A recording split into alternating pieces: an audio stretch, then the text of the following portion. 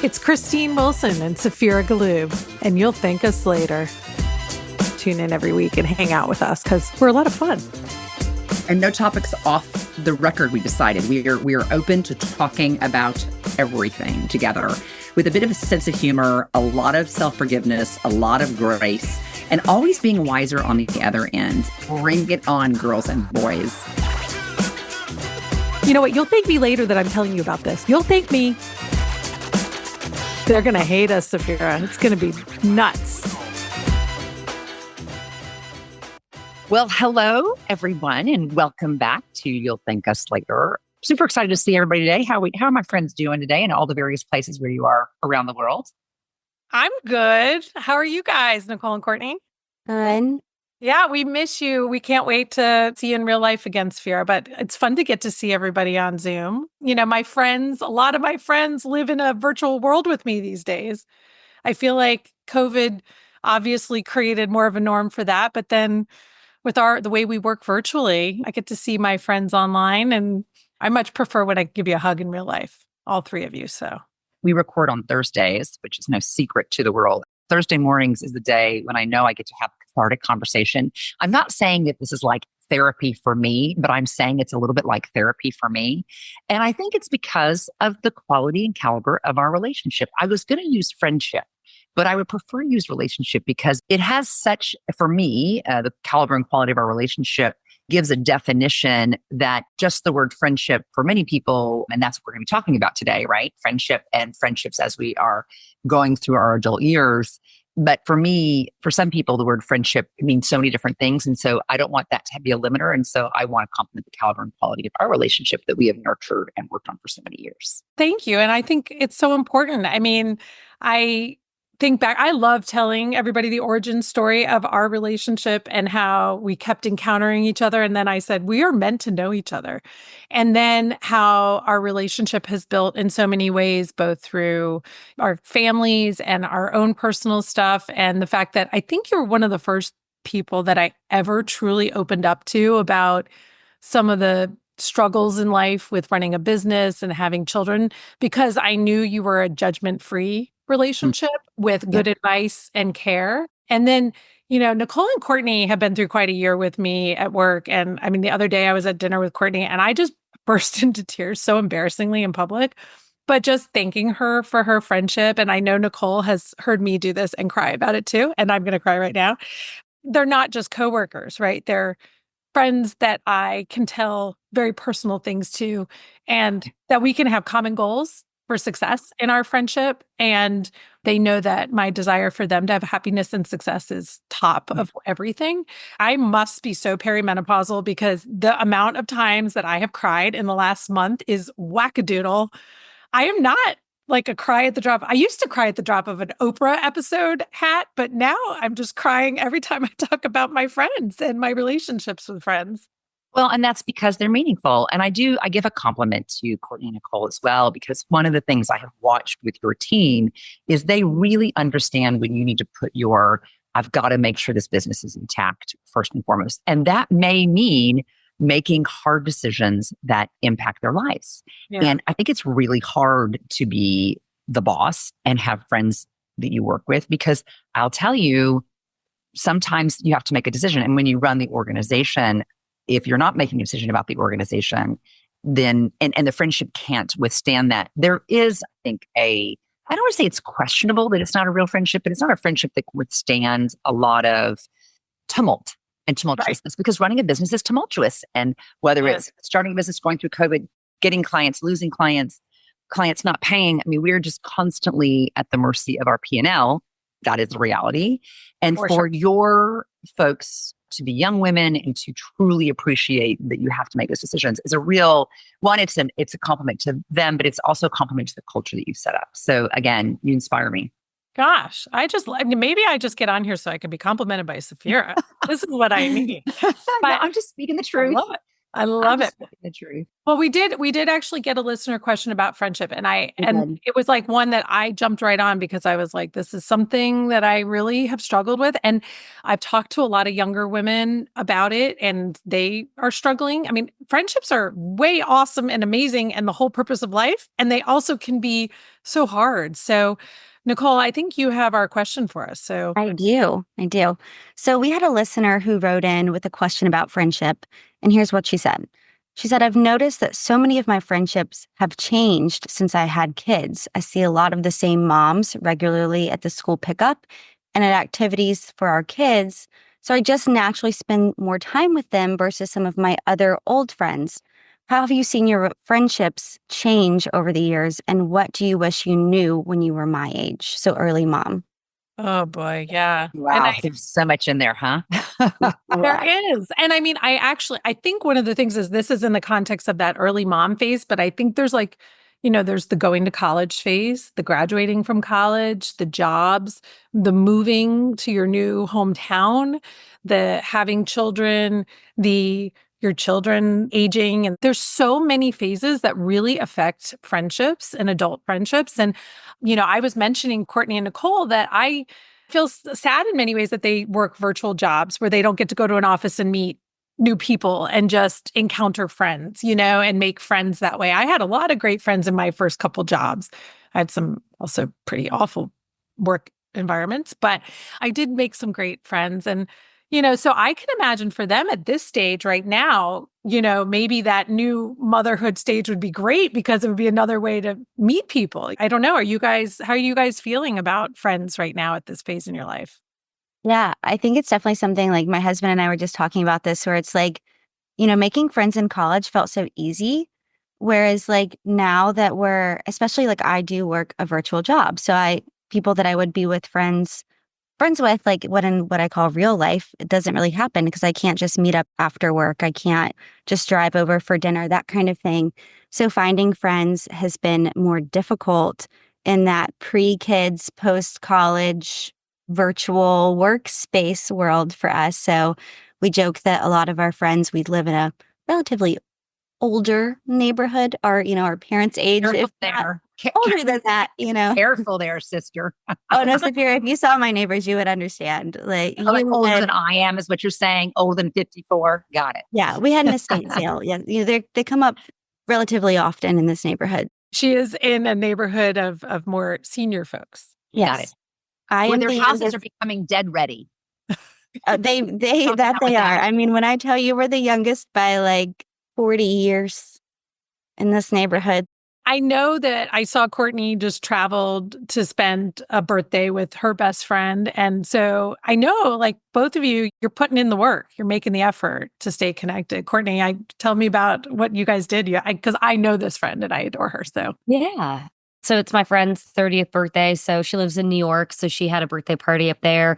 So I took the train up and spent the weekend with her. And it was just great celebrating her. And over the years, met her friends. So it was nice, like reconnecting with them and just hanging out there for a change. She often comes to DC to hang out with all of us, like which is our college friends all are here. So like whenever we have events, she makes the effort to come down here. So it was nice to switch it up a bit and go to her for a change because she always, is the one who's usually traveling. So I was, of course, more than happy to do it and make the effort to go up there. So yeah, it was a ton of fun. I love it. I mean, I do think the whole point of this is really that maintaining friendships is putting in effort. Yeah. Saphira, I'd love to hear your point of view, but one of my biggest challenges since becoming a mom was that there have been different friends in each of these phases of mommyhood. And it's really hard when your children change your friends for you because they change their friends. So And the kids don't get along anymore. And then do you continue with the mother, especially if it's a mother of a child who wants to continue to be with your child, but your child doesn't want to, like that. No one actually gave me that memo, by the way, and how complicated it was going to be. no, it's awful. It's really awful when you're like, why are you not hanging out with Joey anymore? Because Right. Joey's mom and I are supposed to have drinks and it's so uncomfortable. So I do think I mean, obviously the moms that I met in that first play group that I put together when my first son was born and was a baby, those were the people that like got me through those baby toddler years. We were so incredibly bonded. But the other thing is we all didn't necessarily live in the same neighborhood. Our kids eventually went to different schools. We live in, different areas. Our kids got involved in different sports and activities. And it all did change. And I do think that's something you should be prepared for, and also make the decision of like, if there's a friendship really worth putting that effort in and trying to maintain, how are you going to do that? Because it gets harder and harder as you have more and more things going on in your life. I try not to be the person that's like, I pay attention to what's in front of my face.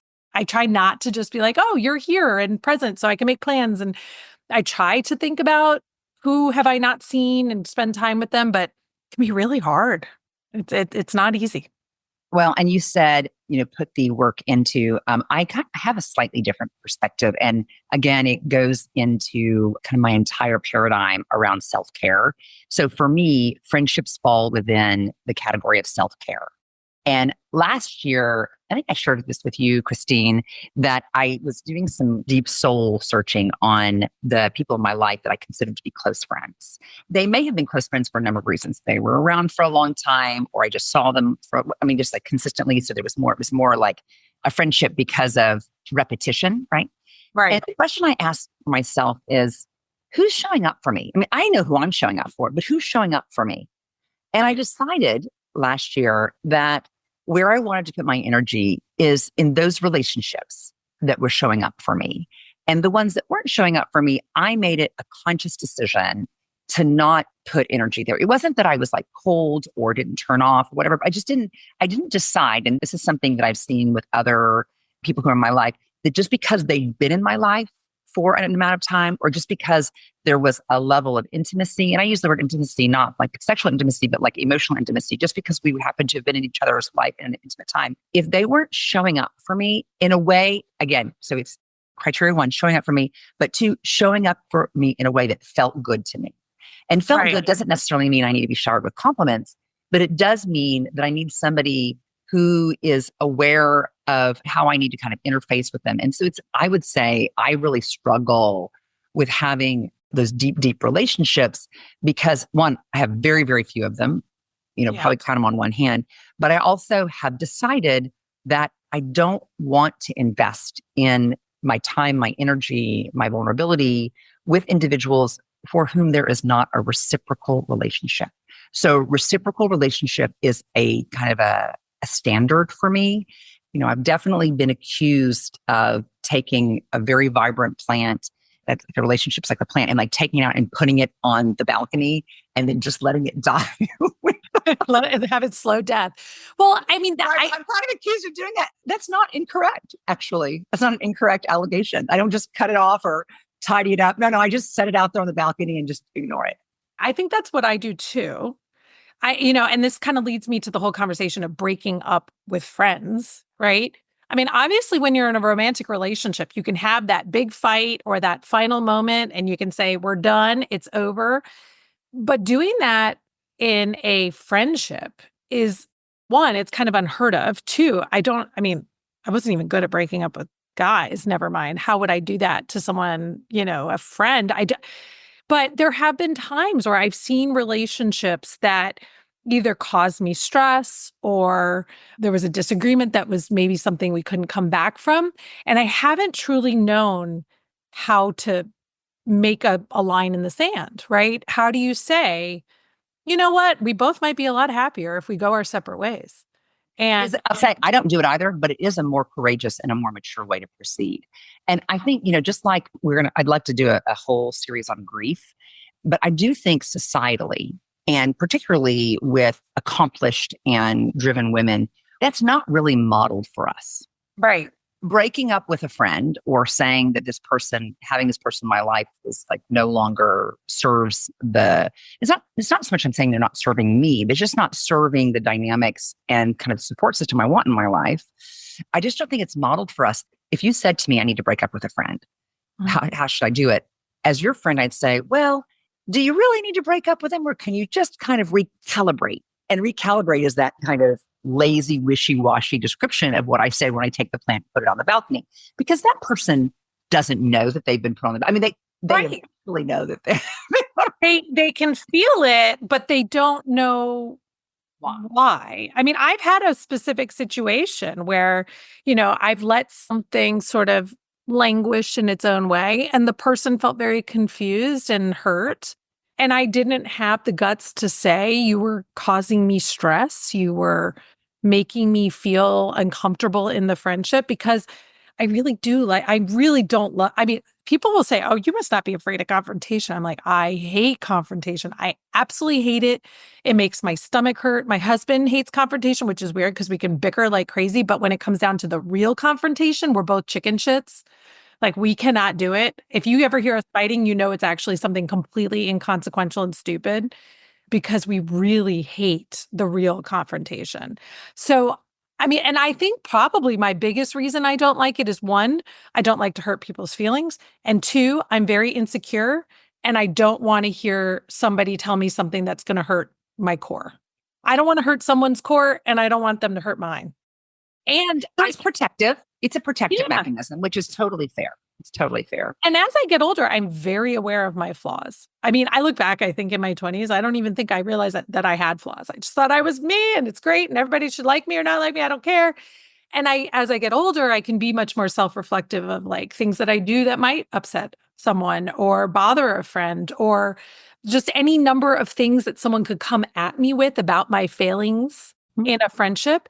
And yeah, I don't want to hear it. I'm too afraid of how fragile I will be and how much it might break me.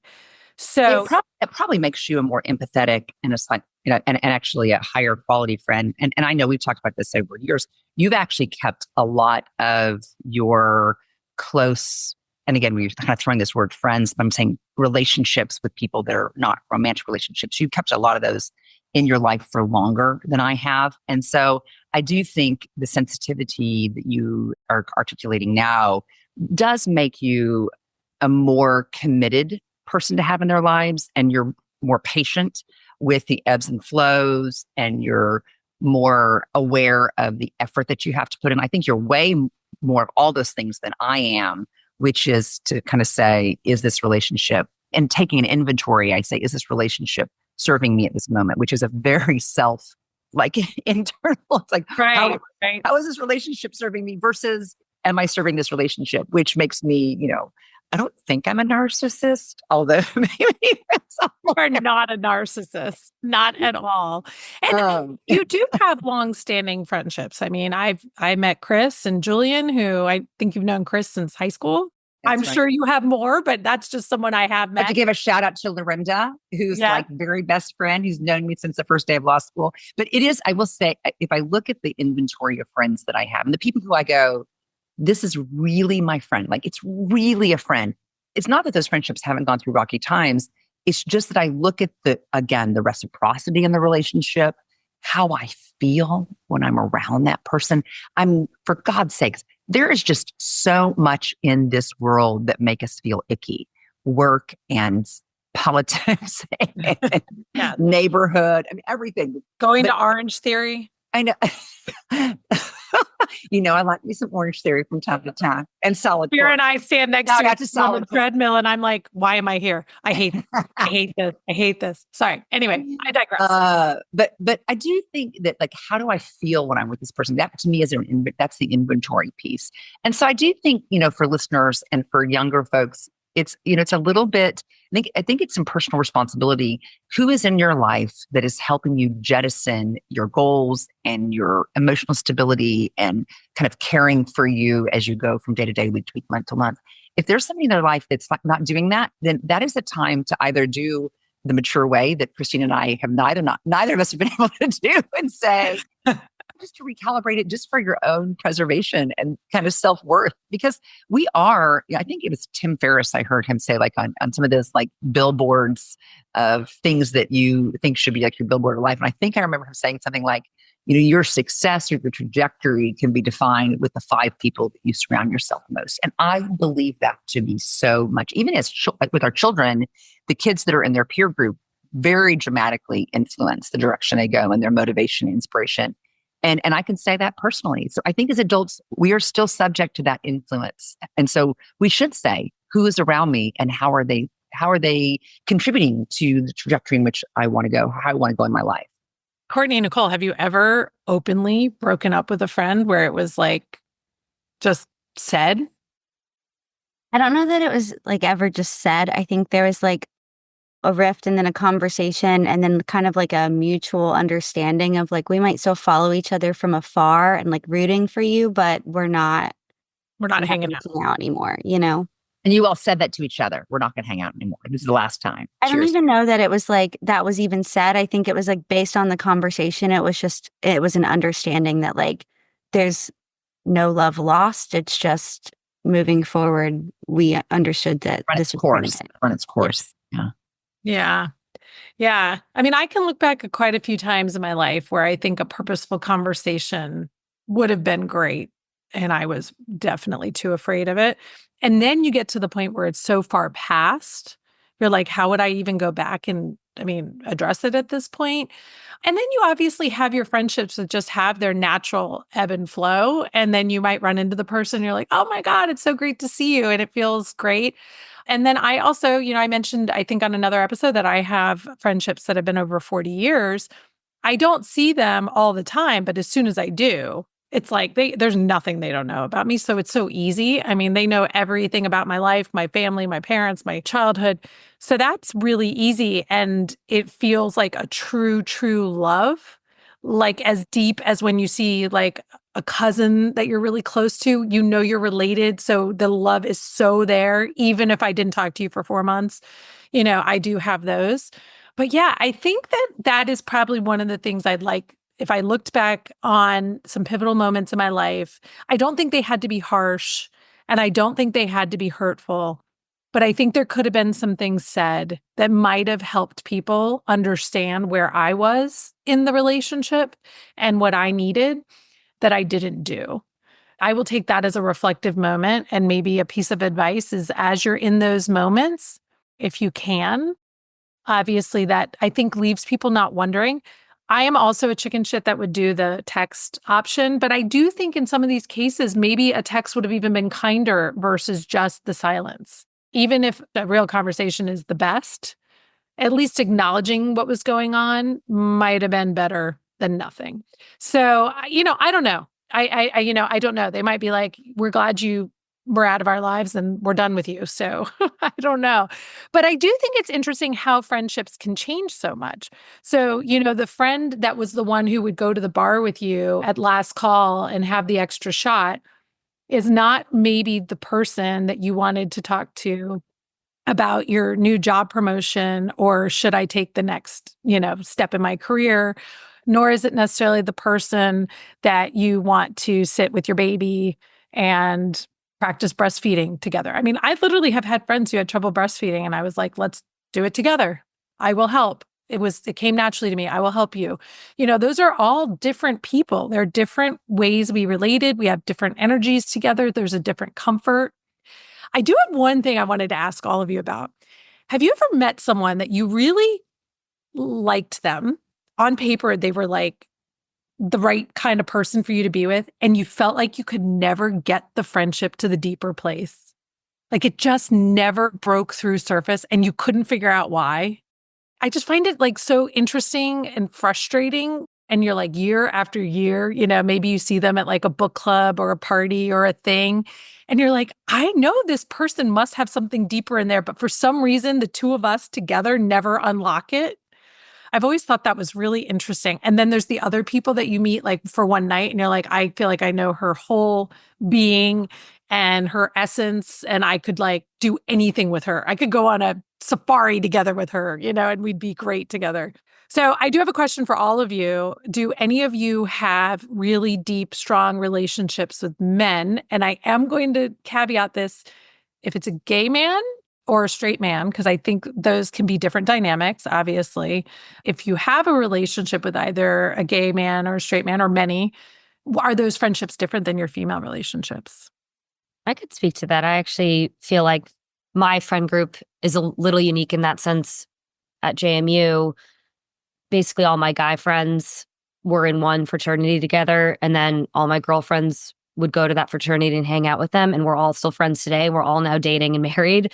So like all of Chris's friends are my guy friends, all of Chris's girlfriends are my girlfriends. And so it was pure luck, like just the way that my dorm was, how we met these people, and then like how we just became friends and remained friends over the years. But yeah, it sort of created this unique environment where like we're all friends with each other. So they're all straight men, but I feel like there's such a support system for me. And like I have their back, they have mine. Would you ever go hang out or do something with just one of them? Probably not. Not that it would be weird. I just like, I would also just invite their girlfriend because that would be my friend. Like the situation wouldn't arise again because it would be like, let's just all hang out together because like the couples are friends. Like it would almost just never work out like that. But not that it would be awkward. Not that Chris would not care. I wouldn't care if he was like, I'm hanging out with like, I'd be like, okay, have fun. But I think the situation more arises where it's like, oh, well, we're going to do like a couples thing today. Want to include everyone. But like there are moments like say at parties, at group events, like where I'll talk to them and ask how their life is and vice versa. Like you do have those intimate moments like in these bigger settings. But yeah, it's really cool. I love it. I feel, again, it almost feels like it was just like pure circumstance of how we all like met each other, but I don't take it for granted. It's awesome. That's really nice. Yeah. Especially, I have a husband who's 10 years older than I am. So his friends had babies. And I was like, I just got married. I don't even know. They were they had kids, not even babies. So Yeah. Saphira, I know you have some male friends, I think, right? Yeah, I do. And my son's godfathers are a gay couple and their godmothers are a gay couple. So I definitely have got male friends who are gay. But I have a lot of friends who are straight or heterosexual, cisgender married men from my work. And I don't know their spouses. I know a lot about their spouses. It's interesting because so you guys know that I danced and I've got kind of my personality is like this in person as well. And so I sometimes get accused of being a bit flirtatious and I'm very touchy feely. So like I hug and I put my hand on, like in today's age, like it's a bit of but with people with whom I have good rapport, the male friends I have are so protective of me. It is amazing. And the things that I can confide with them in are areas where I'm professionally still developing. Many of these guys are CEOs of very, very large companies. And I can say, I'm feeling vulnerable about how to talk about this element of the business. And because of the way they feel about me and are tied into my success, they can help kind of coach me from a male perspective. The other thing they can do is give me feedback because being a strong woman in an environment that is primarily male is tricky. Yeah. Let me tell you this, if it comes out of her mouth in this way, she's a bitch and bossy. If it comes out of his mouth in this way, it's leadership and good stewardship. That is real. And women are accused of being shrill, overly excitable, overly excited, too emotional. And the words are the same. It's just the way I've got a nice deep voice and I definitely know my subject matter. But the men in my life give me feedback to say, nope, you were right on. Or they say you were a little bit flippant there, or you didn't need to get so emotional. Or girls, we're going to be talking about this. You didn't need to apologize so much. Or you didn't need to take one for the team so much. The men that I have give me that type of support. I think because another question would maybe top of mind is like, oh, is there ever like a situation where you thought that the boundary was crossed? And I would say, I think that because the friendship was so strong, even if there was a natural attraction, because we're human, it was very easy to navigate it. Like, listen, if I hadn't been married for 30 years, you'd be in trouble. But it wasn't weird or somebody commented, oh, wow, are you guys dating? Like, no, there's no naughty activity here. We just adore each other. They're my, kind of work. I don't call my work husband. And by the way, my husband knows about all of these folks. Right. I will say that crossing the line thing. So most of my male friends at this point in my life are gay. Yeah. I did have a very close male friend in my 20s. And I remember the moment he broke up with his fiance and he hit on me. And I was like, it's all ruined. It's all ruined now. I can never just say the things I say. I can never just be without my makeup and be like, whatever. It all had changed. And I was so disappointed and we are not friends. And it was actually kind of a breakup, like can't really be friends now. This is wrong. And I wasn't with anyone at the time. It wasn't like I couldn't have figured that relationship out, but it was like I had so treasured it as a male friendship. I was so sad. I have some friends of mine that are a gay couple that I have become extremely close with. And my husband is also extremely close friends with them. And they are like a constant part of my life. I talk to them almost every single day. They're like my go-to people to text about things in my life.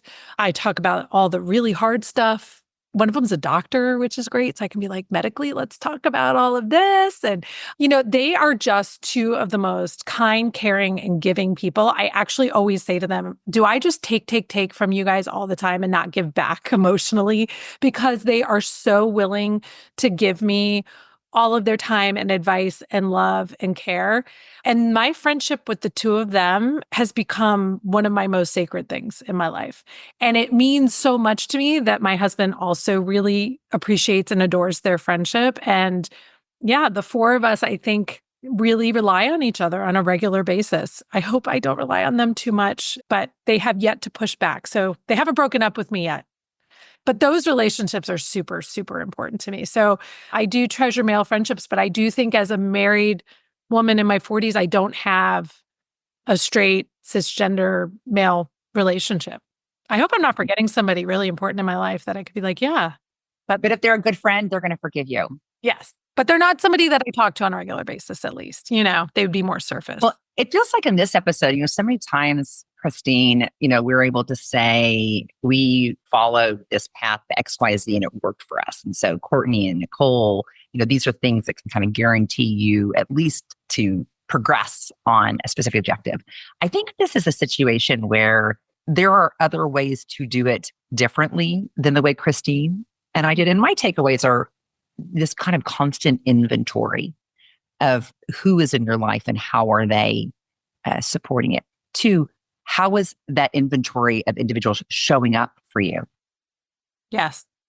3, does that showing up feel good? Do you feel good when you're with this person, or does it feel wonky? And then if not, how do you recalibrate in a way that is both healthy for you and healthy for the relationship and respectful of the friend, so that this many years later, you're not saying to one another or on a podcast like this, like Christine and I'm like, boy, I was a real wuss. Yes. Just put that plant out on the balcony and called it good.